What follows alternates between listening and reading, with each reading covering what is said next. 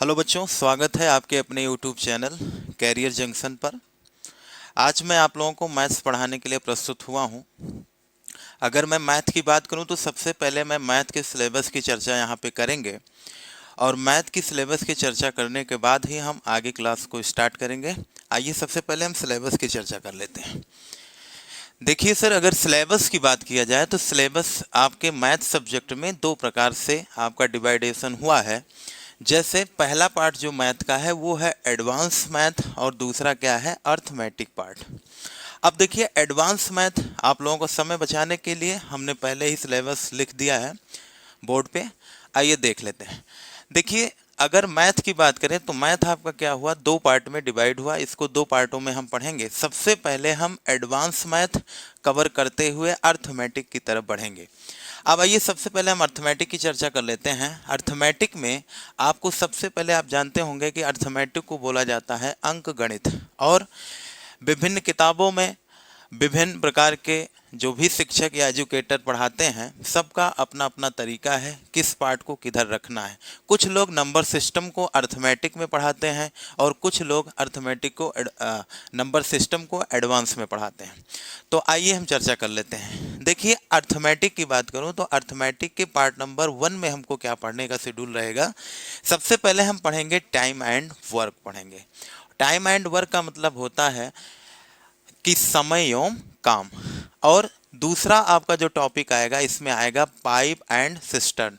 जो आपका पाइप और टंकी वाला क्वेश्चन होता है, यहीं पे हम उसको भी खत्म करेंगे। उसके बाद आता है वर्क एंड बेजेस। इसके बाद पार्ट नंबर 1 में आपको ये तीनों टॉपिक पढ़ा के खत्म करेंगे और आपको भी खत्म करना पड़ेगा। इसके बाद पार्ट नंबर 2 की बात करें तो पार्ट नंबर 2 के अंतर्गत हम इन चारों को एक साथ पढ़ेंगे। चूंकि इन चारों का जो कंसेप्ट है लमसम मिलता जुलता रहता है। तो देखिए क्या हुआ, सबसे पहले स्पीड, टाइम एंड डिस्टेंस पढ़ेंगे। इसके बाद बोट एंड स्ट्रीम पढ़ेंगे। इसके बाद फिर हम ट्रेन की चर्चा करेंगे, फिर रेस की चर्चा करेंगे। इसके बाद अर्थमेटिक के पार्ट नंबर 3 के अंतर्गत अगर हम बात करेंगे तो सबसे पहले हम परसेंटेज की बात करेंगे। इसके बाद प्रॉफिट एंड लॉस की, फिर CISI की बात करेंगे। प्रॉफिट लॉस के साथ साथ हम यहीं पे डिस्काउंट की भी चर्चा कर लेंगे। इसके बाद अगर हम पार्ट नंबर 4 की बात करें अर्थमेटिक में, तो जो हमारा पढ़ने का शेड्यूल रहेगा वो रेशियो एंड प्रपोर्शन रहेगा, जिसको हम अनुपात और समानुपात बोलते हैं। इसके बाद 4th नंबर के अंतर्गत ही हम यहीं पे पार्टनरशिप, एवरेज, एज, रिलेशन और आपका एलिगेशन तथा मिक्सचर यही इस टॉपिक के अंतर्गत पढ़ेंगे।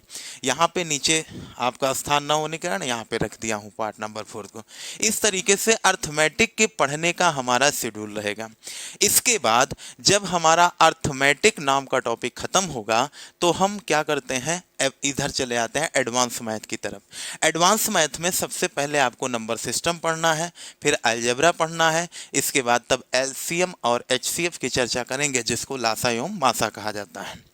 फिर पार्ट नंबर 2 के अंतर्गत बात करें तो ज्योमेट्री, कोऑर्डिनेट ज्योमेट्री, मेंसुरेशन और ट्रिग्नोमेट्री की हम बात करेंगे। देखिए भाई, ये जो आपका सिलेबस लिखा हुआ है ये SSC के पॉइंट ऑफ व्यू से लिखा गया है। SSC अर्थात SSC CGL 10+2 जैसे आपके जो भी SSC या ऑल वनडे एग्जाम होते हैं इस तरीके पैटर्न पे, उनके लिए ये सिलेबस को लिखा गया है। अब आइए हम बात कर लेते हैं टेट और सुपर टेट की। अगर मैं टेट की बात करूं तो टेट और सुपर टेट की अगर मैं बात करूं तो अर्थमेटिक उसमें पूरा पढ़ना पड़ेगा। और एडवांस में आपको यहाँ पे जो एडवांस टॉपिक होगा उसमें नंबर सिस्टम पढ़ना पड़ेगा। इसके बाद अलजेब्रा पढ़ना पड़ेगा, LCM HCF पढ़ना पड़ेगा और ज्योमेट्री तथा हल्का सा मेंसुरेशन पढ़ लेंगे। ये सुपर टेट रहेगा। बाकी अगर मैं SSC की बात करूं तो पूरा अर्थमेटिक का टॉपिक जो लिखा गया है बोर्ड पे और पूरा एडवांस का टॉपिक जो आपके बोर्ड पे लिखा गया है, SSC वाले बच्चों को सब पढ़ना है। और टेट तथा सुपर टेट को यहाँ से हल्के हल्के क्वेश्चन आपको पढ़ाते हुए हम आगे की तरफ बढ़ेंगे। इसके बाद एडवांस मैथ, लेकिन जो मेरे मैथ टॉपिक का स्टार्ट करने का तरीका होगा वो नंबर सिस्टम से स्टार्ट होगा। तो आइए हम नंबर सिस्टम से इसको शुरुआत करते हैं। ठीक है भाई, स्क्रीनशॉट ले लीजिए आप लोग। इसके बाद हम इसको आगे की तरफ चलें।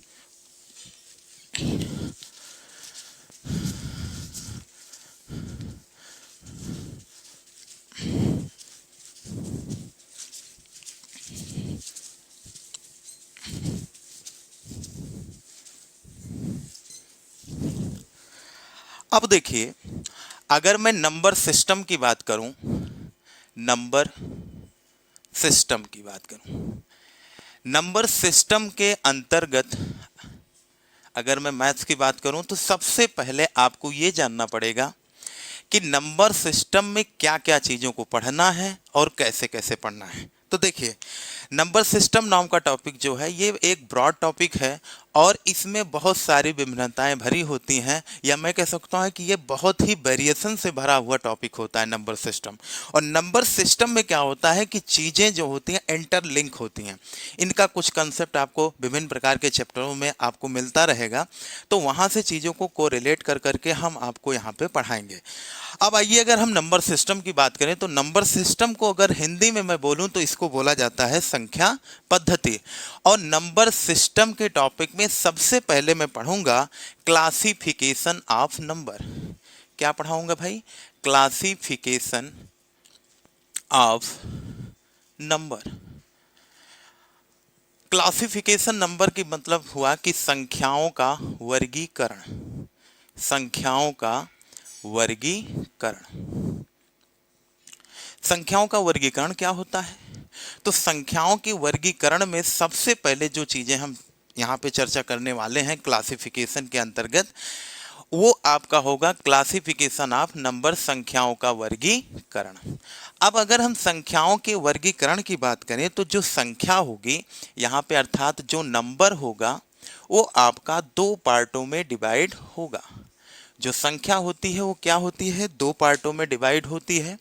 पहला पार्ट आपका होता है real number. Real number, real number का मतलब होता है वास्तविक संख्या, वास्तविक संख्या। और दूसरा टॉपिक की बात करूं तो दूसरा टॉपिक आपका होता है imaginary number. Imaginary number, imaginary number को बोला जाता है काल्पनिक संख्या। क्या बोला जाता है? काल्पनिक संख्या। अब देखिए, आपने क्या देखा कि नंबर जब आगे चल के बढ़ा तो नंबर दो पार्टों में डिवाइड हुआ, और पहला पार्ट वास्तविक संख्या अर्थात रियल नंबर, और दूसरा आपका क्या आया? Imaginary number. Imaginary number. अब अगर मैं इमेजिनरी नंबर की बात करूं तो इमेजिनरी नंबर को बोला जाता है काल्पनिक संख्या, और काल्पनिक संख्या को आयोटा बोला जाता है। क्या बोला जाता है? आयोटा। और आयोटा की बात करूं तो इसको स्मॉल आई से प्रदर्शित करते हैं, और स्मॉल आई का जो स्क्वायर होता है वो होता है -1 के बराबर। और इस आई का अगर मैं मान के बात करूं तो आई क्या होगा? √-1। और आप जानते होंगे कि √-1 का आपके नंबर में कहीं पर प्रयोग नहीं होता है। आप √-1 का रूट नहीं निकाल सकते हैं, इसलिए इसको काल्पनिक संख्या कहते हैं।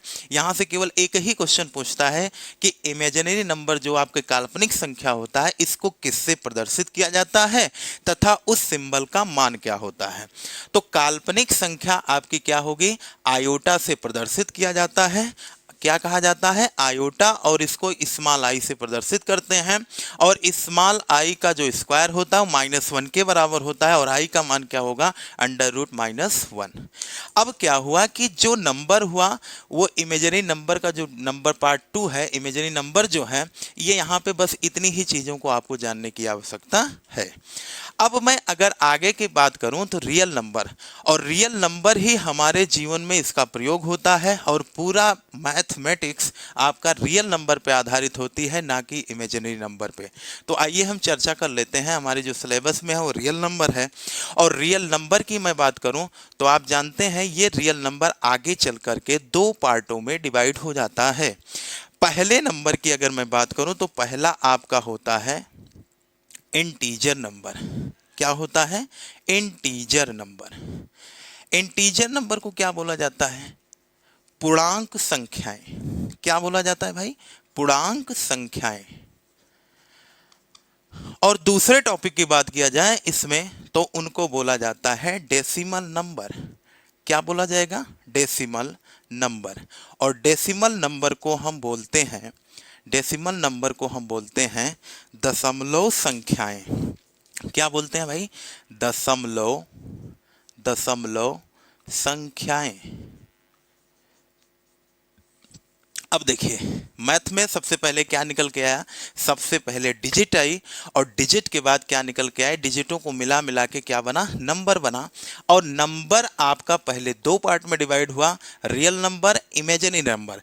इस तरीके से अगर रियल नंबर की मैं बात करूं तो रियल नंबर आपका क्या हुआ? टू पार्ट में डिवाइड हुआ, जिसको मैं क्या बोला?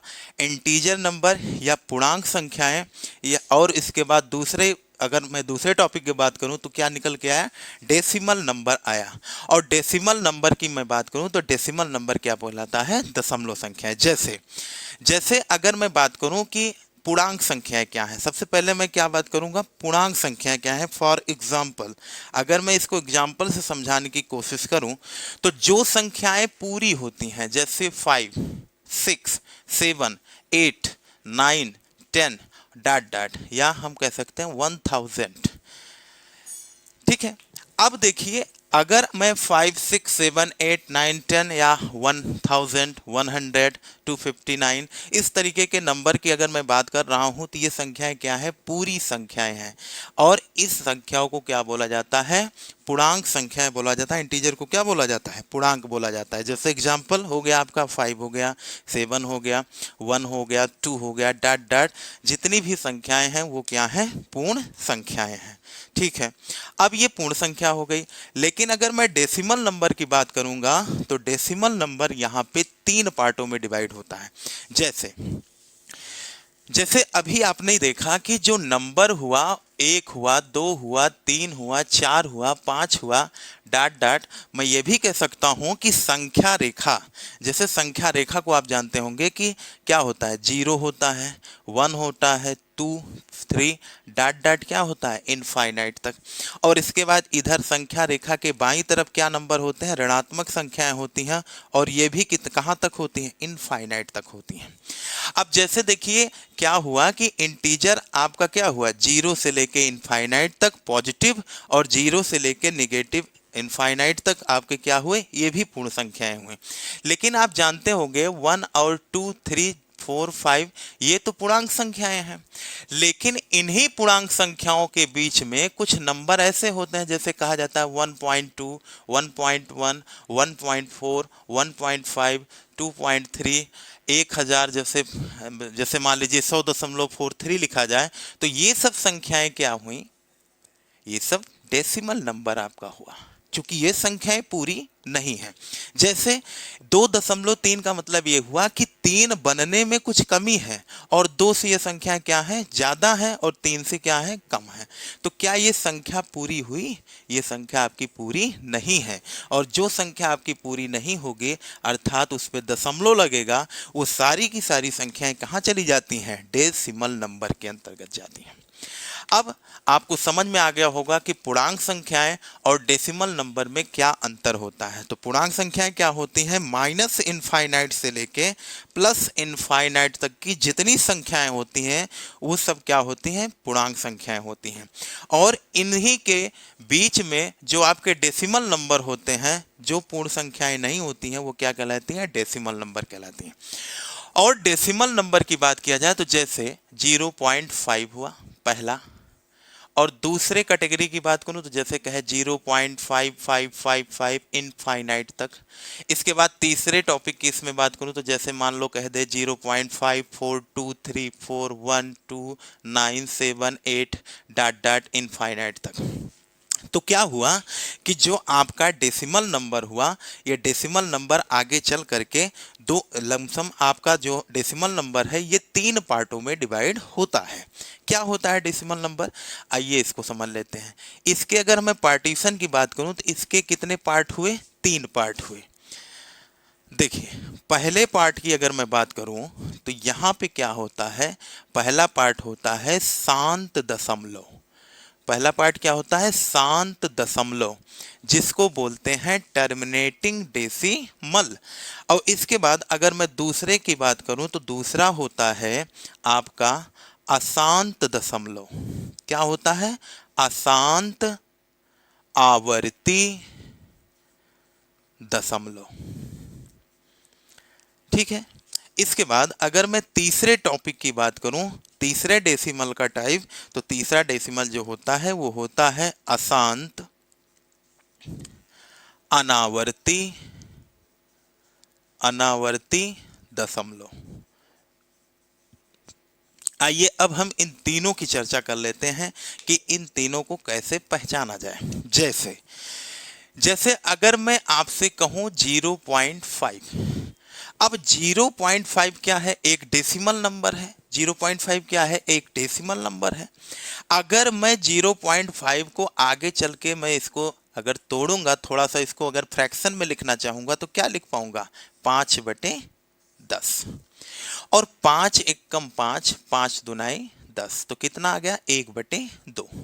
अर्थात अगर मैं 1 में 2 से भाग करूंगा तो हमारी संख्या 2 जो है 1 को क्या कर रही है? एकदम काट दे रही है। काटने का मतलब क्या कर रही है? दशमलव बढ़ रहा है, मतलब जो उसमें दशमलव आएगा डेसिमल नंबर 0.5 पे संख्या क्या हो गई? रुक गई। तो ये क्या हो गया? आपका शांत दशमलव हो गया। लेकिन जब यही संख्याएं बार बार रिपीट होती हैं, जैसे 0.5 क्या है?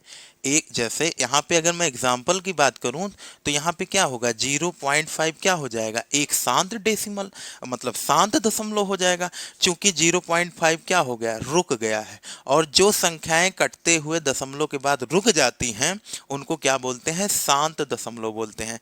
लेकिन अगर मैं इनकी बात करूं और ये पार्ट नंबर 3 की बात करूं तो पार्ट नंबर 2 देखिए डेसिमल नंबर का, ये क्या कर रहा है? 0.5555 क्या कर रहा है? इनफाइनाइट बार रिपीट कर रहा है। ये शांत नहीं बैठा है। ये क्या है? इनफाइनाइट बार होने का मतलब ये पूरा जीवन आप काटते रहेंगे, ये पूरे जीवन क्या होंगे? कटते रहेंगे। ये कभी शांत बैठने वाले नहीं है। लेकिन यहां पर भी अगर मैं बात करूं तो यहां पे जो आपका डेसिमल नंबर है ये भी शांत नहीं है। ये भी क्या है? कटता हुआ जा रहा है, लेकिन विभिन्न प्रकार के नंबर इसमें आते हुए जा रहे हैं। जैसे देखो, ये भी इनफाइनाइट तक गया, ये भी इनफाइनाइट गया।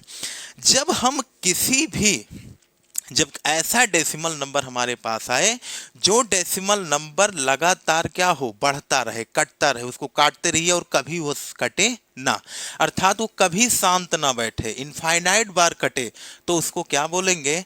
अशांत अशांत डेसिमल नंबर, या हम कह सकते हैं अशांत दशमलव। अब देखिए, अशांत दशमलव की बात करें तो अशांत दशमलव आगे क्या हुआ? 2 पार्ट में डिवाइड हुआ। पहला क्या हुआ? इसमें आप देखिए क्या कर रहा है? 0.5, जैसे 5 देखिए कितनी बार रिपीट कर रहा है, यही तो रिपीट करता हुआ जा रहा है। लेकिन अगर मैं इसके बात करूं तीसरे नंबर टाइप में, तो इसमें क्या कर रहा है? नंबर जो रिपीट हो रहे हैं वो लगातार एक नंबर नहीं रिपीट हो रहा है, या कोई युग्म या कोई पेयर नहीं रिपीट कर रहा है। जैसे मैं इसके अंतर्गत मैं बात करूं तो 0.5454545454, ये भी आपका क्या है? इस दूसरे नंबर, दूसरे कैटेगरी के अंतर्गत आएगा। अगर इसके एग्जांपल की बात करूं तो जैसे हम मैं कह दूं 0.5 इनफाइनाइट तक, और दूसरा इसमें मैं ये भी कह सकता हूं 0.545454 इनफाइनाइट तक। तो इसमें देखो क्या है, जो पर्टिकुलर नंबर हैं ये क्या कर रहे हैं? आपस में रिपीट कर रहे हैं, चाहे वो पेयर के रूप में रिपीट करें और चाहे पर्टिकुलर कोई अंक रिपीट करे। अर्थात ऐसी डेसिमल नंबर जिसमें कोई अंक लगातार रिपीट करे या कोई पेयर लगातार रिपीट करे, तो उसको क्या बोलते हैं? अशांत आवर्ती दशमलव। अब आइए हम इधर की बात कर लें। ये आपका क्या है? अशांत अनावर्ती दशमलव। इसमें देखिए रिपीट, इसमें क्या हो रहा है? इसमें ये हो रहा है कि इनफाइनाइट बार तो ये कट रहा है, लगातार कट रहा है, शांत नहीं बैठा है, तो इसको तो अशांत कहेंगे। लेकिन ये अशांत होने के साथ साथ इन दोनों में अंतर क्या है? यहाँ पे एक नंबर रिपीट कर रहा है, यहाँ पे एक पेयर रिपीट कर रहा है, लेकिन यहाँ पे ना तो कोई नंबर रिपीट कर रहा है और ना कोई युग्म रिपोर्ट कर रहा है। तो जब ये रिपीट नहीं होगा तो ये क्या हो जाएगा? अशांत अनावर्ती दशमलव। जैसे आप क्या देखें?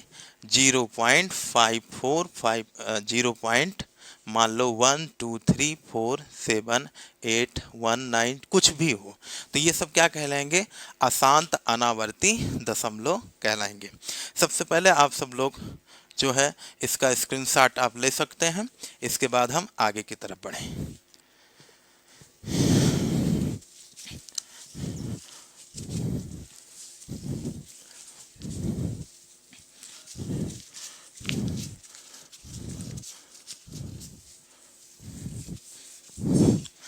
तो देखिए, आपने अभी तक क्या पढ़ा कि आपने ये पढ़ा कि जो नंबर आपका है, जो नंबर आपका है ये आगे चल के दो पार्ट में डिवाइड हुआ। पहला पार्ट क्या निकल के आया? रियल नंबर, और दूसरा क्या आया? Imaginary number.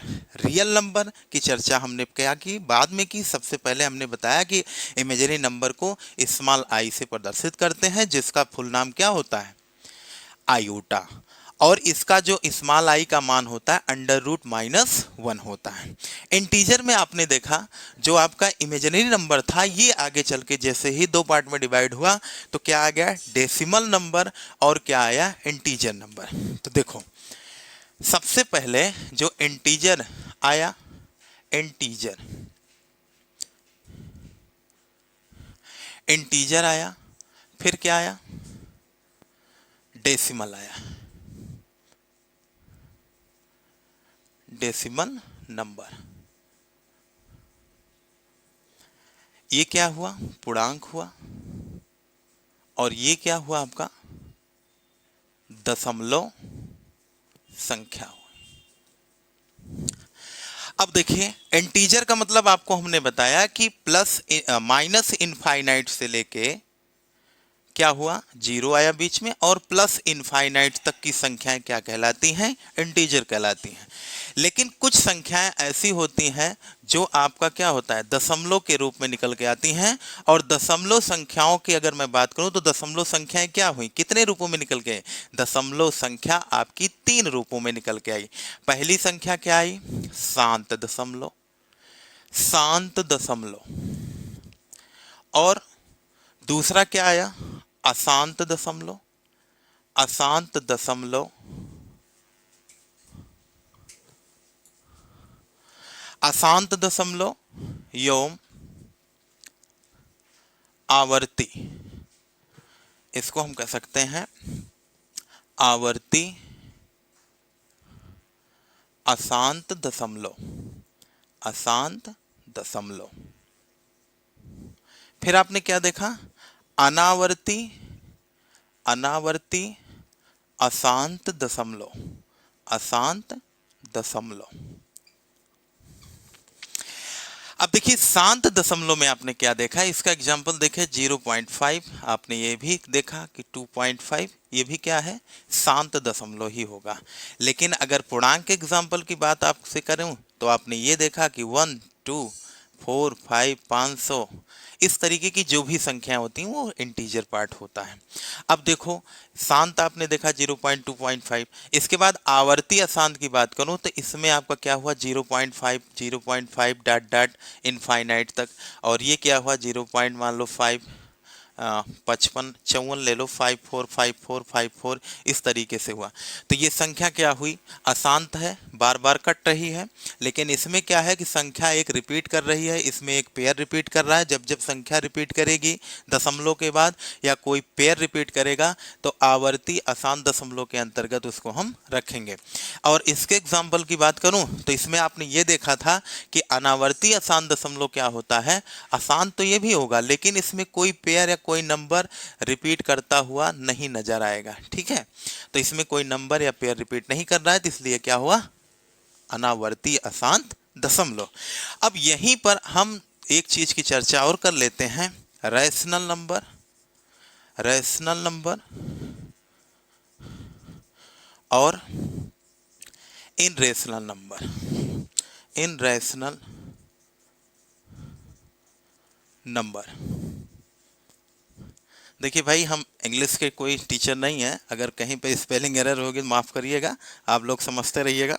जैसे रैशनल नंबर की बात करूं तो इसको हम बोलते हैं परमीय संख्या, परमीय संख्या और अपरमीय संख्या, और अपरिमेय संख्या।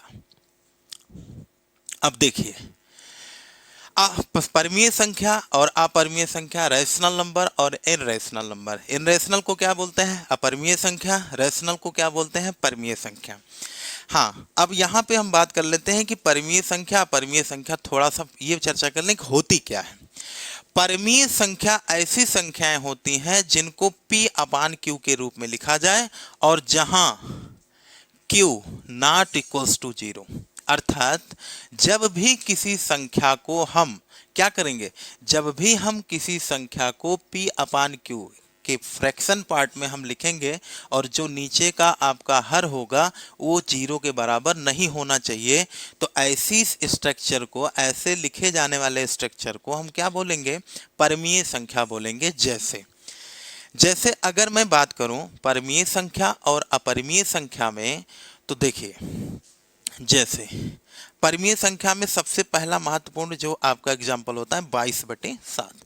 तो 22/7 की अगर मैं बात करूं तो क्या मैं इसको P अपान Q की फॉर्म में लिख पा रहा हूं? बिल्कुल लिख पा रहा हूं सर, क्योंकि P अपान Q की फॉर्म में हमने बताया कि जो भी फ्रैक्शन पार्ट लिखा जाएगा वो क्या कहलाएगा? परिमेय संख्या कहलाएगा। लेकिन अगर मैं 2 की बात कर लूं तो क्या 2 आपका परिमेय संख्या नहीं होगा? होगा सर, क्योंकि 2 के नीचे मैं क्या लिख सकता हूं? 1 लिख सकता हूं। नीचे केवल हमने क्या बताया है? 0 नहीं होना चाहिए। अगर 0 होगा तो अपरिमेय हो जाएगा, 0 नहीं होगा तो क्या होगा? परिमेय होगा। P अपान Q की फॉर्म में हमने इसको भी लिख दिया। लेकिन कुछ लोग कहेंगे सर जो पाई होता है वो क्या होगा? अपरिमेय संख्या होगा। लेकिन पाई का मान जो 22/7 आप लोग कहते हैं वो क्या होता है? परिमेय संख्या होता है। ठीक है, अच्छा, अब जैसे मैं 8 की बात कर लूं तो ये क्या है? ये भी एक परिमेय संख्या है, चूंकि 8 के नीचे क्या लगा सकता हूं? 1/। अच्छा, 1/2 को, इसको भी परिमेय बोलेंगे, चूंकि P अपान Q की फॉर्म में मैं इसको भी लिख लिया, चूंकि P बराबर 1 है, Q बराबर 2, Q नॉट इक्वल्स टू 0, और जहां पे नहीं होगा वही क्या हो जाएगा? परिमेय संख्या हो जाएगा। अपरिमेय संख्या जैसे पाई हो गया, अंडर रूट मान लो आपका हो गया 3, अंडर रूट 7, इस तरीके की जो भी संख्याएं होती हैं, रूट की वैल्यू या पाई का मान, वो क्या होता है? अपरिमेय संख्या होता है। जैसे एक क्वेश्चन ये भी पूछा था कि पाई माइनस ई का मान क्या होगा, तो ये भी आपका क्या है? अपरिमेय संख्या। जितने सिंबॉलिक फॉर्म होंगे सब सारी की सारी संख्याएं क्या कहलाती हैं? अपरिमेय संख्याएं। तो ये परिमेय अपरिमेय का छोटा सा इंट्रोडक्शन था। अब आइए हम बात कर लेते हैं परिमेय और अपरिमेय यहाँ पे क्या होगा। इसको हम मिटा दे रहे हैं। देखिए अभी तक नंबर सिस्टम में हम केवल इतना पढ़ चुके हैं कि नंबर, आपका क्लासिफिकेशन नंबर में हम केवल इतना पढ़ चुके हैं कि हमारा जो नंबर होगा या तो इंटीजर पार्ट होगा या तो डेसिमल पार्ट होगा। अब जितना भी मैथ का क्वेश्चन बनेगा, जितना भी मैथ का सिलेबस आगे की तरफ बढ़ेगा, सब इन्हीं दोनों नंबरों पे तो आधारित होगा, या तो डेसिमल नंबर होगा या तो आपका क्या होगा? इंटीजर होगा। तो यहीं पे हम ये चर्चा कर लेते हैं कि परिमेय अपरिमेय क्या होता है और परिमेय अपरिमेय क्या होता है, इसका थोड़ा सा हमने इंट्रोडक्शन दे दिया है। आइए, अभी आपने देखा कि जो पूर्णांक होंगे सभी पूर्णांक क्या होंगे? परिमेय संख्या होंगे। सभी पूर्णांक क्या होंगे? परिमेय संख्या होंगे। सभी पूर्णांक क्या होते हैं? रैशनल नंबर होते हैं। क्या होते हैं? रैशनल नंबर होंगे। क्यों होंगे इसकी चर्चा भी हमने पीछे किया। क्योंकि जैसे 1 है तो 1/1 लिख सकता हूं 1 को, तो ये क्या हो गया? P अपान Q की फॉर्म में हो गया, तो ये क्या हो गया? आपका परिमेय संख्या हो गया। तो अगर कहीं भी कोई इंटीजर पार्ट रखा होगा, कोई भी पूर्ण संख्या रखी होगी, कोई भी पूर्णांक रखा होगा, कोई भी पूर्णांक अगर रखा होगा तो क्या होगा? परिमेय संख्या होगी। और इसके बाद अगर मैं शांत दशमलव की बात करूं तो शांत दशमलव क्या है? जैसे मान लो आपको मैंने 0.5 ही बताया, तो 0.5 में मैं क्या कर सकता हूं? जब 0.5 को मैं ऐसे लिखूंगा तो इसको मैं क्या लिख सकता हूं? 5/10।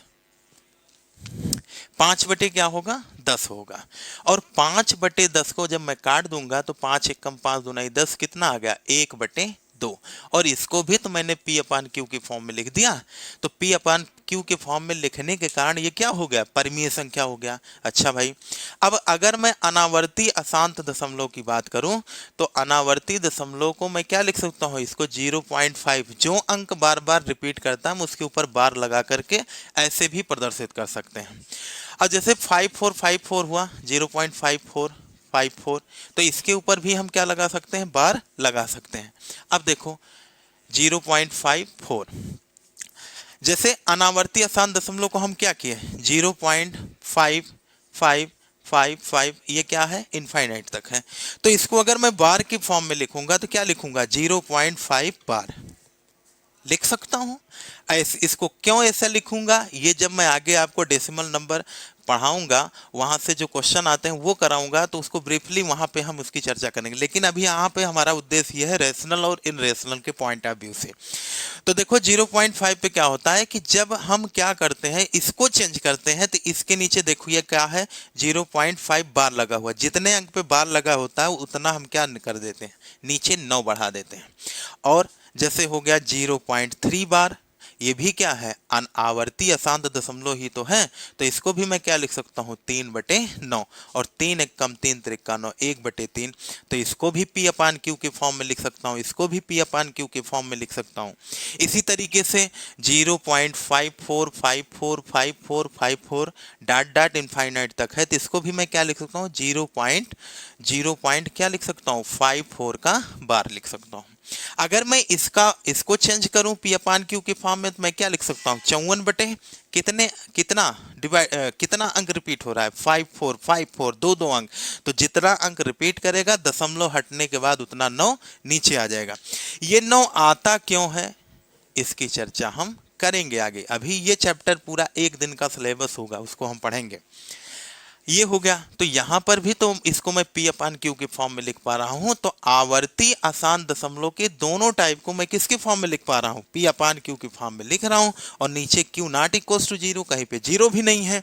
तो मैं ये भी कह सकता हूं कि जितने आवर्ती अशांत दशमलव होते हैं वो सभी क्या हो जाएंगे, परिमेय संख्या हो जाएंगे। क्या हो जाएंगे, परिमेय संख्या। और जो आपके शांत होंगे ये भी परिमेय संख्या होंगे। लेकिन अगर मैं अनावर्ती अशांत दशमलव की बात करूं, इसको मिटा दे रहे हैं, देखिए अगर मैं अनावर्ती अशांत दशमलव की बात करूं तो इसको मैं किसी फॉर्म में नहीं लिख सकता हूं, ठीक है ना। तो इसको मैं बार में लिख सकता हूं, क्योंकि इसमें कोई पर्टिकुलर अंक रिपीट नहीं कर रहा है, क्योंकि ये क्या है, अनावर्ती अशांत दशमलव। और इसको मैं किसी भी सिंबल में या किसी भी P अपान Q के फॉर्म में हम इसको प्रदर्शित नहीं कर सकते हैं। तो ये क्या हो जाएगा, इन रेशनल नंबर हो जाएगा। क्या होगा, इन रेशनल नंबर हो जाएगा। इन रेशनल नंबर अर्थात अपरिमेय संख्या होगी। अपरिमेय क्या होगी, संख्या होगी। अब देखो, अब आपने ये देखा कि जो नंबर हुआ 2 पार्ट में डिवाइड हुआ। 2 पार्ट में पहला क्या आया, इंटीजर पार्ट, और दूसरा क्या है, डेसिमल पार्ट। और इंटीजर पार्ट को हमने बता ही दिया कि क्या होता है, माइनस इनफाइनाइट से लेकर के 0 को साथ में लेके क्या है, प्लस इनफाइनाइट तक। तो हम क्या पढ़े कि इंटीजर को बस यहीं तक हम क्या कर दिए, रोक दिए। और डेसिमल को जब हमने पढ़ा तो इसका 3 पार्ट पढ़ लिया कि डेसिमल नंबर कितने प्रकार के होंगे। तो शांत, अशांत, अशांत में 2 लोग, आवर्ती और अनावर्ती, रिकरिंग, नॉन रिकरिंग।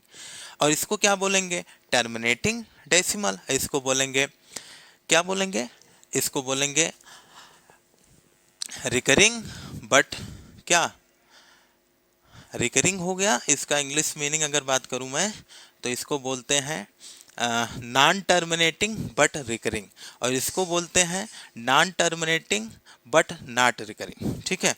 तो अनावर्ती अशांत दशमलव, आवर्ती अशांत दशमलव और शांत दशमलव। तो आपने ये देखा कि यहाँ पे जो परिमेय संख्या हुई वो सारे इंटीजर पार्ट, जितने पूर्णांक हैं सब क्या हो गए, परिमेय संख्या हो गए। और इसके बाद जितने शांत दशमलव हुए ये भी परिमेय हुए, और क्या हुए, जितने आवर्ती अशांत दशमलव थे वो भी क्या है, परिमेय संख्या है। केवल एक ही पार्ट आपने देखा, चाहे वो डेसिमल हो चाहे आपका हो इंटीजर पार्ट, यही एक पार्ट आपका है जो अपरिमेय संख्या है, अर्थात वो परिमेय संख्या नहीं है। तो अब आपसे कहीं पर भी पूछे कि परिमेय संख्या कौन है, परिमेय संख्या कौन है, तो आप इसकी भी चर्चा बड़े आराम से बता सकते हैं कि कौन है कौन नहीं है। जैसे मैं कहूँ 0.5 0.535353 डॉट डॉट, ये क्या है, तो इसको भी पी अपान क्यू के फॉर्म में लिख सकता हूँ, चूंकि ये क्या है, आवर्ती अशांत दशमलव है। चूंकि इसमें एक पर्टिकुलर युग में क्या कर रहा है, रिपीट कर रहा है, तो क्या हो गया, ये परिमेय संख्या हो गया। दूसरा, जैसे मैं कहूँ 22/7, तो ये भी परिमेय संख्या। सर अंडर रूट 1/4, अभी आपने बताया कि जो रूट की वैल्यू होती है वो क्या होती हैं, अपरिमेय होती हैं। तो ज़्यादातर संख्याएं क्या होती हैं, अपरिमेय होती हैं, लेकिन जिसका रूट मैं निकाल सकूं, जैसे 1/4 को मैं क्या लिख सकता हूँ, 1/2, इसका रूट क्या होगा, 1/2। तो ये तो पी अपान क्यू के फॉर्म में हमने तो इसको लिख ही दिया, तो ये क्या हो जाएगा, परिमेय हो जाएगा। क्या होगा, परिमेय होगा। लेकिन ये जो आपका अनावर्ती अशांत दशमलव, इसको किसी भी फॉर्म में मैं नहीं लिख सकता हूं, इसलिए इसको मैं क्या बोलूंगा, अपरिमेय संख्या बोलूंगा। तो यहाँ पर 1/4 का अंडर रूट, इसका रूट निकाला जा सकता है, 1/2 एक क्या है, परिमेय संख्या हो जाएगी। तो अपरिमेय संख्या केवल एक कंडीशन हो सकती है, या तो कोई सिंबल हो, या तो अनावर्ती अशांत दशमलव हो। अब हम आगे इसकी चर्चा कर लेते हैं। डेसिमल नंबर को हम आगे पढ़ेंगे, बस डेसिमल नंबर को इतने तक हमको देखना है यहाँ पे। अब हम पढ़ते हैं इंटीजर पार्ट को।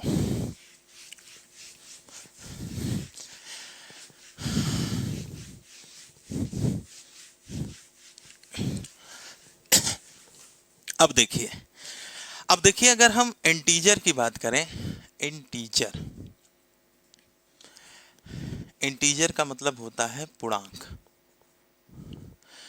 तो आपने देखा कि जो इंटीजर होता है ये क्या होता है, प्लस इनफाइनाइट से लेकर के क्या होता है, सॉरी, माइनस इनफाइनाइट से लेके आपका क्या होता है, प्लस इनफाइनाइट तक की जो संख्याएं होती हैं वो क्या होती हैं, इंटीजर होती हैं। ऐसी पूर्णांक संख्याएं जो चाहे माइनस में हो और चाहे प्लस में हो, उसको क्या बोलते हैं, इंटीजर बोलते हैं। अब देखिए जो इंटीजर हुआ, वो इंटीजर आपका आगे चल करके कितने रूपों में डिवाइड हो गया, लमसम आपका 3 रूपों में डिवाइड होगा। पहला रूप इसका क्या होता है, पहला होता है धनात्मक पूर्णांक। अगर मैं इसके इंग्लिश की बात करूं तो इसको बोलते हैं पॉजिटिव इंटीजर। और इसकी मैं बात कर लूं दूसरे नंबर पॉइंट की, तो दूसरा नंबर पॉइंट होता है निगेटिव इंटीजर। क्या होता है, निगेटिव इंटीजर। इसको शॉर्ट फॉर्म में लिख दे रहा हूं। निगेटिव इंटीजर का मतलब होता है ऋणात्मक पूर्णांक। अब देखिए धनात्मक पूर्णांक आपका क्या होगा, 1 होगा, 2 होगा, 3 होगा, 4 होगा, 5 होगा, 6 डॉट डॉट इनफाइनाइट तक के जितने भी टर्म होते हैं, जितने भी नंबर होते हैं, वो क्या कहलाते हैं, धनात्मक पूर्णांक के अंतर्गत कहलाते हैं। अगर ऋणात्मक पूर्णांक की बात करूं तो ऋणात्मक पूर्णांक क्या होगा, ये होगा -1, -2, -3, -4 डॉट डॉट क्या होगा, इनफाइनाइट तक, माइनस इनफाइनाइट तक। संख्या रेखा के जो आपके संख्या रेखा के दाहिनी तरफ पढ़ते हैं वो धनात्मक पूर्णांक, और संख्या रेखा के जो बाईं तरफ पढ़ते हैं वो क्या कहलाते हैं, ऋणात्मक पूर्णांक। तो बीच में क्या होता है, जीरो होता है। और जीरो क्या है, जीरो भी आपका एक पूर्णांक है, और जीरो को ना तो पॉजिटिव बोला जाता है, ना ही यह एक उदासीन पूर्णांक है। क्या है, एक उदासीन पूर्णांक है। मैं ये भी कह सकता हूं ना तो पॉजिटिव और ना ही निगेटिव, ना ही क्या है, निगेटिव इंटीजर है।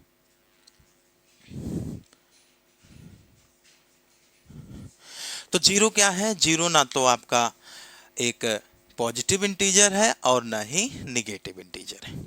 अब हम अगर इसकी बात कर लें कि धनात्मक पूर्णांक और ऋणात्मक पूर्णांक और क्या है, जीरो पूर्णांक, तो जीरो क्या हो गया, उदासीन, ये क्या हो गया, निगेटिव, -1 से लेके इनफाइनाइट तक, जीरो यहाँ पे आ गया। अब यहाँ पे हम चर्चा कर लेते हैं।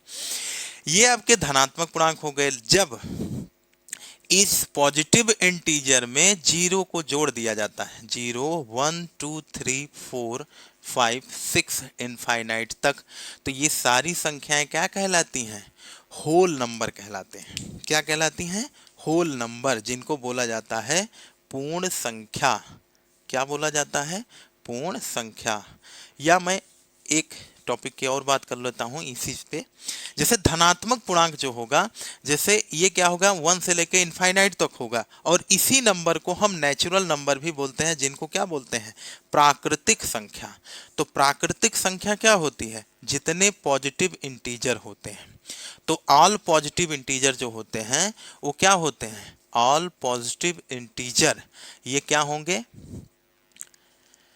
ऑल पॉजिटिव इंटीजर क्या होते हैं? All positive integer, all positive integer जो होते हैं ये क्या होते हैं? सब प्राकृतिक संख्या के अंतर्गत माने जाते हैं। और जब परीक्षा में आपसे क्वेश्चन पूछेगा कि प्राकृतिक संख्या क्या है, तो याद रखिएगा जो धनात्मक इंटीजर होते हैं वो सभी क्या होते हैं? आपकी प्राकृतिक संख्या या नेचुरल नंबर होते हैं। जब इसी नेचुरल नंबर में जीरो आ जाता है, जब एक ये जीरो वाला पूर्णांक स्टार्ट होगा, 0 1 2 3 4 5 डॉट डॉट इनफाइनाइट तक की अगर मैं नंबर की बात करूंगा तो इनको बोला जाता है होल नंबर। होल नंबर का मतलब क्या हो गया? पूर्ण संख्या। क्या होगा भाई? पूर्ण संख्या हो जाएगा। ठीक है, तो धनात्मक पूर्णांक के अंतर्गत हमने क्या क्या सीख लिया कि अगर आपसे परीक्षा में प्राकृतिक संख्या की बात किया जाए तो जितने पॉजिटिव नंबर होते हैं, अर्थात जितने पॉजिटिव इंटीजर होते हैं, वो सब क्या होता है? एक नेचुरल नंबर की श्रेणी होती है।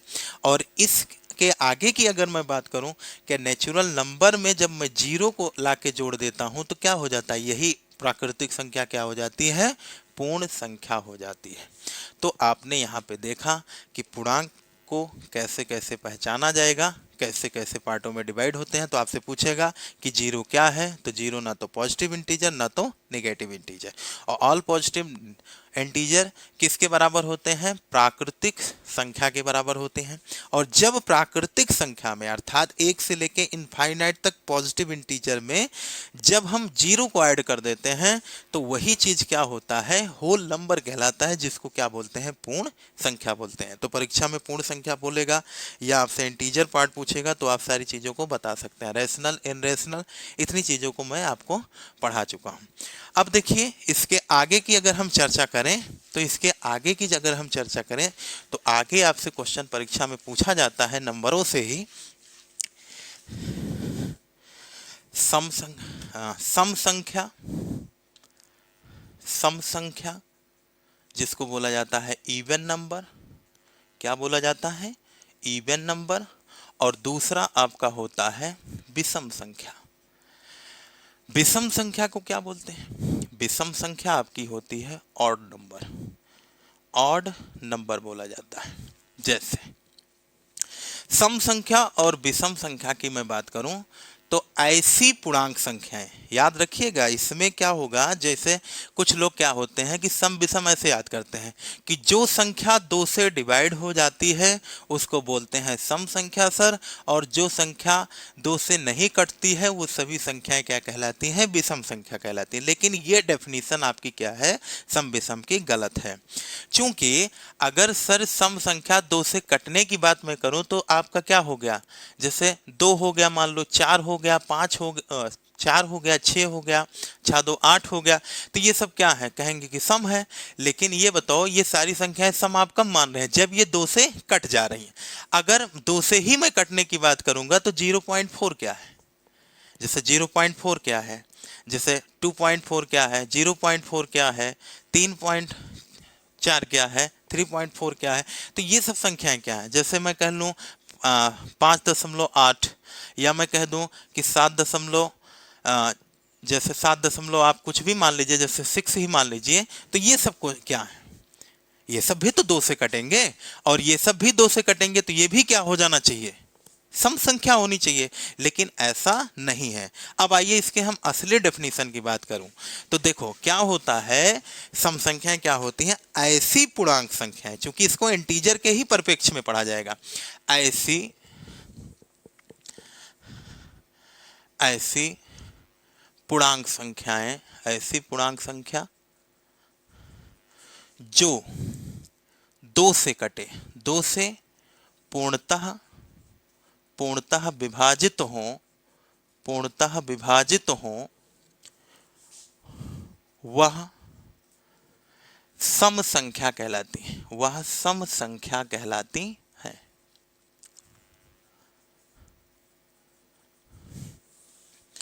जैसे इसके अगर मैं एग्जाम्पल की बात करूं तो इसके एग्जाम्पल क्या होगा, जैसे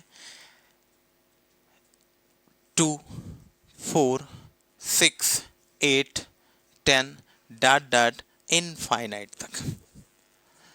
आपने ये पढ़ा कि ऐसी पूर्णांक संख्याएं जो दो से पूर्णतः विभाजित हो जाती हैं वो क्या कहलाती हैं, इवन नंबर कहलाती हैं, अर्थात सम संख्या कहलाती हैं। इसकी सही डेफिनेशन ये है, ठीक है। तो संख्या क्या होनी चाहिए, सबसे पहले पूर्णांक होनी चाहिए, पूर्णांक के बाद क्या होना चाहिए, दो से कटना भी चाहिए। तो यहाँ पे आप देख रहे होंगे कि जो 2, 4, 6, 8, 10 हैं, ये क्या हो रहे हैं, 2, 2 के गैप पे आ रहे हैं, 2, 2, 4, 2, 6, 2, 8, 2, 10, 2, 12, 2, 14, 2, 16 डॉट डॉट डॉट तक ऐसे ही आते रहेंगे। तो ये क्या हो गया, ये आपका क्या हो गया, एक सम संख्या है। तो क्या हुआ, अब आगे मैं बढ़ता हूँ दूसरे, अगर मैं विषम संख्या की बात करूँ, विषम संख्या क्या होती है, एक ऑड नंबर इसको बोला जाता है, इसको इंग्लिश में क्या बोलते हैं, ऑड नंबर बोलते हैं। देखिए विषम संख्या की बात करूं, ऐसी ऐसी पूर्णांक संख्या जो दो से विभाजित नहीं होती हैं वो क्या कहलाती हैं, विषम संख्या कहलाती हैं। जैसे जैसे आपका हो गया 3, 5, 7, ये भी 2, 2 के अल्टरनेट पे आते रहेंगे, 3, 2, 5, 2, 7, फिर 7 में 2 जोड़ो 9, 9 में 2 जोड़ो 11, 11 में 2 जोड़ो 13, और ये भी क्या होंगे, इनफाइनाइट तक आती रहेंगे। तो इसका एग्जाम्पल आपने देखा, और इसके एग्जाम्पल की चर्चा हमने अभी की कि 2 होगा, 4 होगा, 6 होगा, 6, 2, 8 होगा, 8, 2, 10, ये ऐसे इंटीजर हैं जो 2 से कट रहे हैं तो इवन में चले गए, और ये ऐसे इंटीजर पार्ट हैं जो आपके 2 से नहीं विभाजित होते हैं तो ये क्या हो गए, विषम संख्याएं हो गई। अब जीरो को मैं कहाँ पे रखूंगा, जैसे इंटीजर को हमने 3 पार्ट में डिवाइड किया ना, और जो ऑड एंड इवन होता है ये इंटीजर का ही तो पार्ट है, और इंटीजर 3 हुआ, जीरो और पॉजिटिव तथा निगेटिव। एक जीरो क्या है, एक उदासीन है, लेकिन अगर मैं जीरो की बात करूंगा तो जीरो भी क्या होगा, एक सम संख्या होगा, और जीरो के इधर आप क्या कर रहे हैं, प्लस कर रहे हैं, +2 +2 +2, मतलब 2, 2, 4, 2, 6, 2, 8, 2, 10, इसी तरीके से यहाँ पर भी तो आप कर रहे हो। तो देखो इस जैसे आपने यहाँ से क्या किया, +2 किया, तो इधर से अगर मैं चलूंगा तो क्या करना पड़ेगा, -2। देखो 10 से अगर मुझको 8 की तरफ आना है तो -2 करना पड़ेगा, और 8 से 6 की तरफ आना तो -2। इसी तरीके से 2 से 0 की तरफ आने के लिए हमको -2 ही तो करना पड़ा।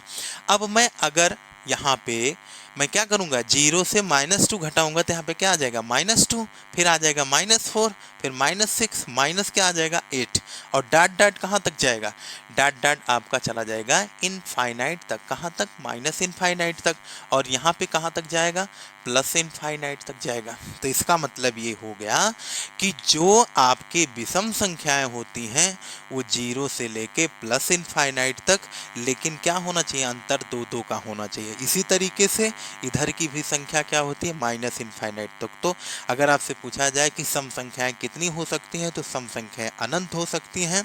इसी तरीके से विषम संख्याएं कितनी होती हैं ये इसकी भी चर्चा कर लेते हैं। इसमें भी देखो 3, 2, 5, 2, 7, 2, 9, 10, 11, और इधर से आएंगे तो 2, 2 घटाते हुए जाएंगे, 13 से 2 घटा 11, इसी तरीके से 5 से 2 घटाएंगे कितना आ जाएगा, 3, और 3 से 2 घटाएंगे तो क्या आ जाएगा, 1। इसके बाद 1 से 1 कम करेंगे तो क्या हो जाएगा, -2, नहीं 3 से अगर आप 2 घटाएंगे तो -1, -2, -3, और डॉट डॉट आपका क्या हो जाएगा, माइनस इनफाइनाइट तक। तो आपका क्या हुआ, सम और विषम का कंसेप्ट क्लियर हो गया होगा कि सम संख्या आपका अनंत हो सकती हैं और विषम संख्याएं भी क्या हो सकती हैं, अनंत हो सकती हैं। सम विषम दोनों हो, सम विषम में पॉजिटिव निगेटिव होता है और इसमें भी निगेटिव पॉजिटिव होता है। बहरहाल इसकी चर्चा हमको यहाँ पे निगेटिव टर्म से कोई मतलब नहीं है, लेकिन जानते रहिए। अब अगर यहाँ पे हम आपसे पूछें कि सबसे छोटी, अब सबसे छोटी सम संख्या की बात करेंगे तो सबसे छोटी सम संख्या क्या हो जाएगी, 0 हो जाएगा। और विषम संख्या, विषम संख्या में आप जानते हैं कि जो 2 से नहीं कटेगा वो क्या हो जाएगा, विषम संख्याएं हो जाएंगी। अब मैं आगे की तरफ बढ़ता हूँ। कुछ सम और विषम की प्रॉपर्टी होती हैं जो आपको जानना आवश्यक होता है। जैसे कुछ लोगों को मन में डाउट होगा कि 0 सर सम संख्या है कि विषम संख्या है, इसको आप कैसे सिद्ध करेंगे, तो आइए इसकी बात कर लेते हैं। जैसे देखिए, जो इवन प्लस इवन होता है वो क्या होता है, इवन होगा। ये सम विषम की प्रॉपर्टी है, आप ये इसको समझ लेते हैं। दूसरा, जब ऑड प्लस ऑड होगा, मतलब ऑड प्लस ऑड होगा तो क्या आएगा, ऑड आएगा। तीसरी कंडीशन, जब हम इवन में ऑड जोड़ें या ऑड में इवन जोड़ें तो क्या आएगा, ऑड आएगा। इवन में इवन जोड़े, जैसे 6 क्या है, इवन है, और 2 क्या है, ये भी इवन है, तो 6 2 क्या आया, 8, ये भी क्या है, एक इवन नंबर है। इसी तरीके से ऑड में ऑड जोड़े, विषम में विषम, तो कोई भी 2 विषम संख्या ले लो, 3 हो गया, मान लो 5 हो गया। जब 3 में 5 आप जोड़ेंगे तो क्या आएगा, 5 3 8, यहाँ भी क्या आ रहा है, इवन आ रहा है। लेकिन इवन में जब ऑड जोड़ते हैं तो क्या आता है, ऑड आता है। जैसे कोई भी एक इवन नंबर ले लो, 2 हो गया मान लो इवन नंबर, और ऑड नंबर कोई ले लो 3, तो क्या आया, 5, और 5 क्या है, एक ऑड संख्या है। तो यहाँ से आपको ये समझ में आ गया होगा कि कैसे इनकी प्रॉपर्टी होती है। तो इनकी प्रॉपर्टी समझ में आ गई होगी। अब देखो कैसे, जब सम में सम जोड़ेंगे तो सम आएगा, जब विषम में विषम जोड़ते हैं तो क्या आता है, सम आता है। इसी तरीके से जब सम में विषम जोड़ेंगे तो क्या आएगा, विषम आएगा। अब आइए हम ये चर्चा कर लेते हैं कि 0 सम संख्या कैसे हुआ। तो यही तीनों पार्ट में क्या होना चाहिए, इसको जो है सेटिस्फाई होना चाहिए। जैसे यहाँ पे इवन इवन जोड़ो, मान लो कोई इवन संख्या ले लो, 8 + 16 तो कितना हो गया, 24 हो गया, 24 भी तो इवन है। इसी तरीके से 8 + 8 करेंगे तो 8 क्या है, 3 हो गया, और दूसरा 8 ले लो, 5 हो गया, तो 5 3 8। या और कोई 8 संख्या सोच लो, 7 हो गया, 11 7 11 कितना हुआ, 18, 18 क्या है, 2 9 18, 2 से कट जाएगा तो इवन नंबर ही तो आया। लेकिन इवन में जब 8 जोड़ते हैं तो केवल एक ही कंडीशन याद रखिएगा, जब दोनों टर्म अर्थात जब सम में विषम जुड़ेगा, जब विषम में चाहे सम जुड़े चाहे सम में विषम जुड़े तो हमेशा क्या आएगा, विषम। बाकी सम सम या विषम विषम जुड़ेगा तो क्या आएगा, सम ही आएगा। तो आइए हम 0 को चर्चा कर लेते हैं कि 0 क्यों सम संख्या है। तो 0 को हम सम संख्या यहाँ पे मान के चलेंगे। जैसे देखिए, अब 0 इन तीनों जगह पे सेटिस्फाई करना चाहिए। जैसे इवन प्लस इवन क्या आना चाहिए, इवन। तो हम इवन किसको माने हैं, 0 को, तो इवन के स्थान पे 0 रख दिए, और प्लस कितना हुआ, इवन हुआ। अब इवन क्या हुआ, 2 हुआ, मान लो 2 ही ले लेते हैं, या हम 4 ले लें, कोई दिक्कत नहीं। तो 0 में 4 जोड़ेंगे तो 4 ही आएगा ना। तो ये क्या हो गया, 4 क्या है, एक इवन नंबर ही तो है। तो यहाँ पे 0 में 4 जोड़े तो 4 आया, तो क्या आना चाहिए, आना चाहिए, यही प्रॉपर्टी सेटिस्फाई हो गई। अच्छा, 0 को अब कहाँ पे रखेंगे, 0 को अगर मैं यहाँ पर भी इवन नंबर लूंगा तो यहाँ पर 0 रखूंगा, और कोई ऑड संख्या ले लूँ, 7 11 कुछ भी ले लो, 11 ले लो, तो 0 में क्या जुड़ा, 11 जुड़ा। चूंकि 0 को इवन में यहाँ पे मानूंगा, तो 0 को अगर मैं इवन संख्या मानूंगा तो क्या होगा, 0 में 11 जुड़ा तो क्या आ गया, 11 आ गया। तो 11 क्या है, ऑड संख्या है। यहाँ ये प्रॉपर्टी भी सेटिस्फाई हुई, ये भी हुई। अच्छा, अगर मैं 0 को यहाँ पे ऑड संख्या के रूप में लिखना चाहूँ, तो अगर मैं संख्या 0 को यहाँ पे ऑड भी मान लूँ, जैसे ऑड का मतलब क्या होता है, विषम। अगर थोड़ी देर के लिए यहाँ पे मैं अगर 0 को विषम दिन मान लेता हूँ, तो कोई विषम संख्या ही तो जोड़ना पड़ेगा। तो 3 जोड़े, तो 0 में 3 जोड़े तो क्या आ गया, 3 आ गया। और 3 क्या है, विषम। आना क्या चाहिए, सम संख्या आना चाहिए। क्या 3 सम संख्या आ रही है? नहीं आ रहा है। तो क्या आ रहा है? सम संख्या नहीं आ रहा है। क्या आना चाहिए? सम संख्या आना चाहिए। जीरो में अगर जीरो को आप ऑड ही मान लेते हैं तो जीरो में 3 जोड़े तो क्या आया? 3 आया। आना क्या चाहिए था? सम संख्या आना चाहिए था। तो आपका यहाँ पे जीरो को जब हमने ऑड माना तो दूसरी कंडीशन में क्या हुआ? समीकरण सेटिस्फाई नहीं हुआ। तो इसलिए जीरो की प्रकृति क्या मान लेंगे कि जीरो क्या है? एक सम संख्या है, सम पूर्णांक संख्या है।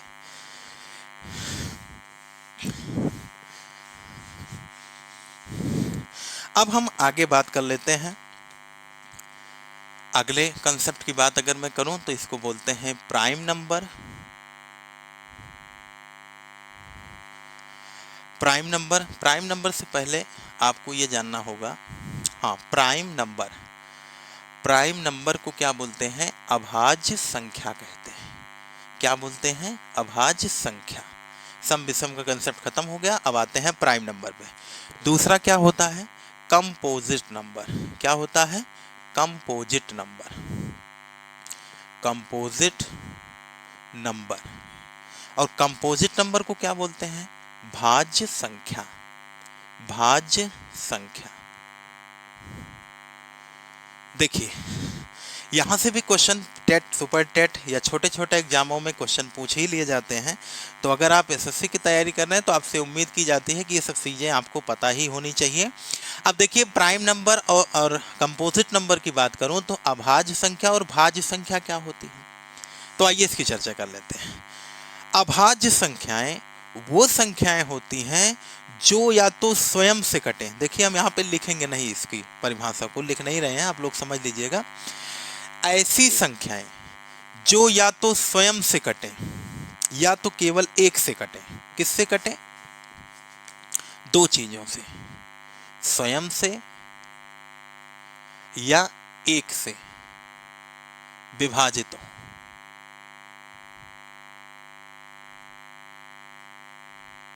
विभाजित हो।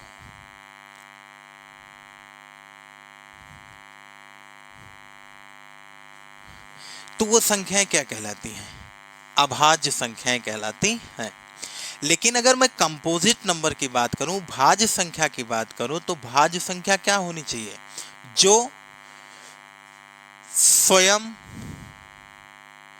से विभाजित हो या एक से विभाजित हो, या एक से विभाजित हो,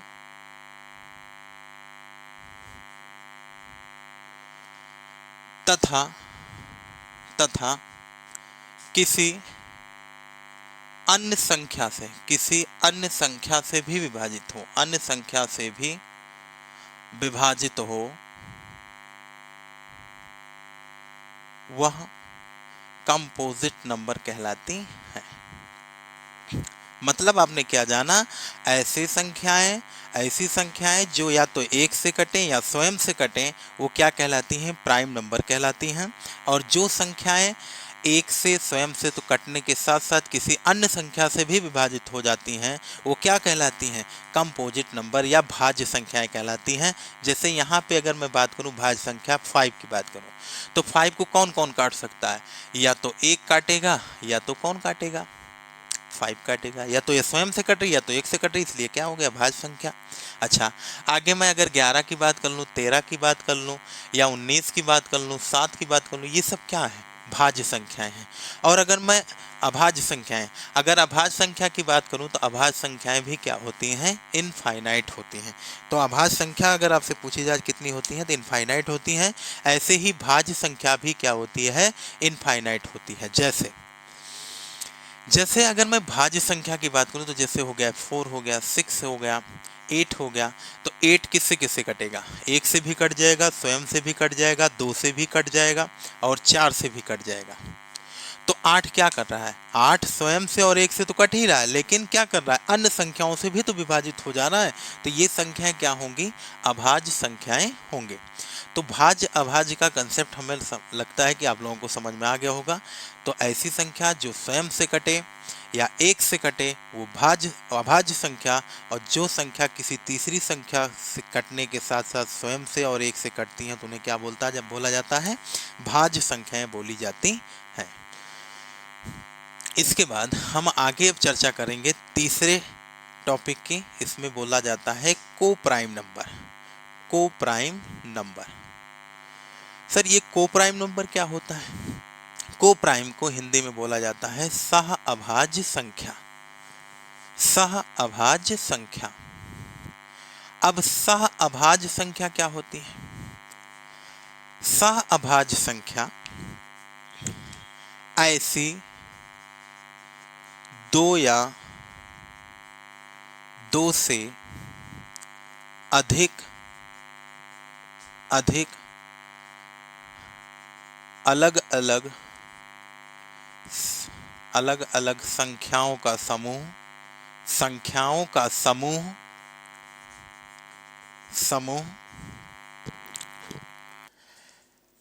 जिनका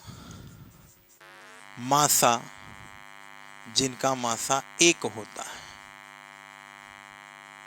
वो सब क्या कहलाती हैं? को प्राइम नंबर। जैसे एग्जाम्पल, इसके एग्जाम्पल की बात करूं तो इसका एग्जाम्पल क्या होगा? जैसे मान लो आपका हो गया 2 और 3, 3, 5, 4, 9। इनके सबके बीच का अगर मैं आपसे कहूं कि HCF बताओ, मासा बताओ, तो मासा क्या होगा? यहाँ पे इनके बीच का मासा क्या है? 1 है। 3, 5 के बीच का मासा क्या है? 1 है। 4, 9 क्या है? इनके बीच का भी मासा 1 है। तो ये सब सारी संख्याएं क्या कहलाएंगी? को प्राइम नंबर कहलाएंगी, जिनको क्या बोलते हैं? सह अभाज्य संख्या। तो आपने क्या जाना कि ऐसे दो या दो से अधिक पेयर, जैसे इनका पेयर ऐसे भी हो सकता है, जैसे आपका क्या हो जाए 2, 3, 5 या 7, 8, 10। इनके बीच का भी मासा क्या होगा? एक ही होगा। तो जिन संख्याओं के बीच का मासा एक होगा, वो संख्याएं क्या कहलाती हैं? को प्राइम नंबर कहलाती हैं। तो को प्राइम नंबर भी आपको समझ में आ गया होगा कि को प्राइम, इसका सब आगे यूज होगा जब आपसे एलसीएम एचसीएफ निकालने के लिए कहेंगे, तो उसमें भी को प्राइम नंबर का ही कंसेप्ट आता है। तो वहाँ पे जैसे जब से वहाँ पे को प्राइम नंबर फैक्टर की बात करूँगा, तो आपके दिमाग में यही सब चीज़ें आनी चाहिए कि ऐसी दो या दो से अधिक संख्याओं का समूह जिनके बीच का मासा क्या हो? एक हो। तो वो क्या कहलाती हैं? सह अभाज्य संख्याएं कहलाती हैं। अब को प्राइम नंबर भी आपको समझ में आ गया होगा। स्क्रीनशॉट भी आप ले सकते हैं अगर आपको कोई समस्या हो। वैसे एक बार देख लेंगे आपको सारी बातें समझ में आ जाएंगी। तो इसको मिटा दे रहे हैं भाई।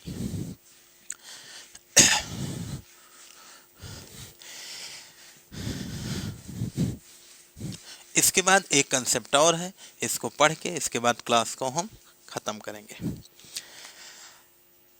देखो, सीटेट पेपर 2017 के एग्जाम में क्वेश्चन पूछा गया ट्विन प्राइम नंबर से कि ट्विन प्राइम नंबर क्या होती है।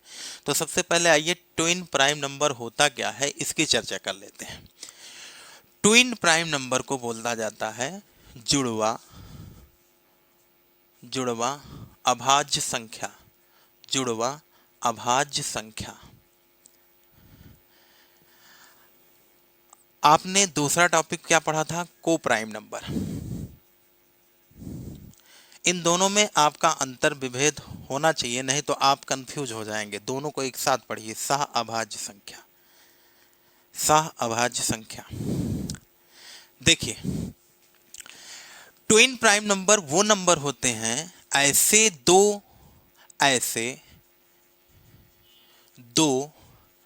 अभाज्य संख्याओं का युग्म। अभाज्य संख्याओं का युग्म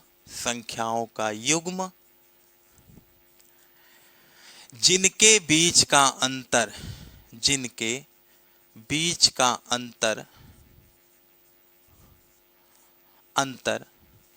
दो होता है, वह ट्विन प्राइम नंबर कहलाता है। ट्विन प्राइम नंबर कहलाता है। ट्विन प्राइम नंबर कहलाता है। जैसे अगर मैं कहूं कि 17 और 19 ये क्या है? एक ट्विन प्राइम नंबर है। और इन्हीं को आप सह अभाज्य संख्याएं भी बोल सकते हैं। लेकिन सह अभाज्य में कोई ऐसी कंडीशन नहीं है कि ऐसी संख्या होनी चाहिए कि दो अभाज्य संख्या ही हो और उनके बीच का अंतर 2 हो। ऐसा तो कुछ हम इसमें कहा नहीं गया, इसमें कहा गया है जो युग्म होगा वो चाहे भाज्य संख्याओं का ही युग्म क्यों ना हो। ऐसा नहीं है कि इसमें केवल अभाज्य आएगा, लेकिन इसमें क्या आना चाहिए, केवल अभाज्य आना चाहिए। लेकिन इसमें भाज्य भी आ सकता है, जैसे जैसे इसमें देखो 2 क्या है, सॉरी, जैसे मैं कहूं कि 4 क्या है, तो 4 भाज्य संख्या है ना। नहीं तो आप कहिए कि सर सहभाज्य संख्या में केवल अभाज्य होना चाहिए, इसमें अभाज्य संख्या भी आ सकती है। जैसे 4 हो गया और आपका क्या हो गया, 9 हो गया, तो इनके बीच का एचसीएफ क्या हो गया, 1 हुआ। और जिनके बीच का एचसीएफ 1 हुआ वो सीधा क्या कहलाएंगे, को प्राइम नंबर कहलाएंगे, जिनको क्या बोलेंगे, सह अभाज्य संख्या बोलेंगे। ठीक है, जैसे मान लो आपका हो गया 11 और 13, तो इनके बीच में भी देखिए क्या है, मासा अगर आप निकालेंगे तो 1 ही आएगा, एचसीएफ निकालेंगे तो 1 ही आएगा, तो ये क्या हो गया, को प्राइम नंबर हो गया। लेकिन ट्विन प्राइम नंबर से जो क्वेश्चन आया था अभी उसकी हम चर्चा नहीं कर रहे हैं, अभी तो ये बता रहे हैं कि इसमें और इसमें अंतर क्या होगा। तो मैं ये कह सकता हूं कि अभी आपको हमने बताया कि इसकी परिभाषा कि इसमें अभाज्य ही आएगा।